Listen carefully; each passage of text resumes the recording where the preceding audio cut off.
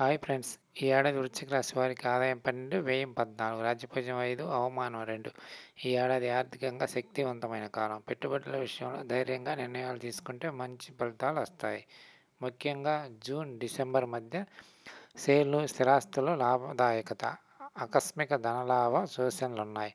Court కేసుల్లో విజయం, వాయిదా పడిన బకాయిలు తిరిగి రావడం, వృద్ధుల నుంచి ఆర్థిక మద్దతు, ఇంటి పునరుద్ధరణ, పిల్లల విద్య, స్వీయ అభివృద్ధి రంగాల్లో ఆలోచించి పెట్టుబడులు పెట్టాలి.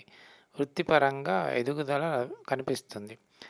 ప్రైవేట్ ఉద్యోగులు కొత్త బాధ్యతలు, ప్రమోషన్లు పొందగలరు. గవర్నమెంట్ ఉద్యోగులకు జూన్, నవంబర్ మధ్య ప్రమోషన్ ఉండొచ్చు. వ్యాపారస్తులకు అనుకూల కాలం. మేనేజ్మెంట్, రిస్క్ హ్యాండ్లింగ్ వంటి బాధ్యతల్లో మీ నైపుణ్యం మెరుగై అధికంగా ప్రయోజనం కలుగుతుంది.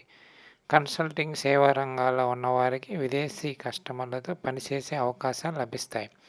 ఆరోగ్యపరంగా మొదటి భాగంలో చిన్న చిన్న ఇబ్బందులు ఎదురవుతాయి.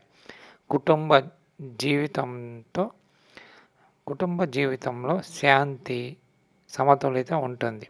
పిల్లల విజయాలు, ఇంట్లో శుభకార్యాలు, జీవిత భాగస్వామితో మంచి అవగాహన నెలకొంటుంది.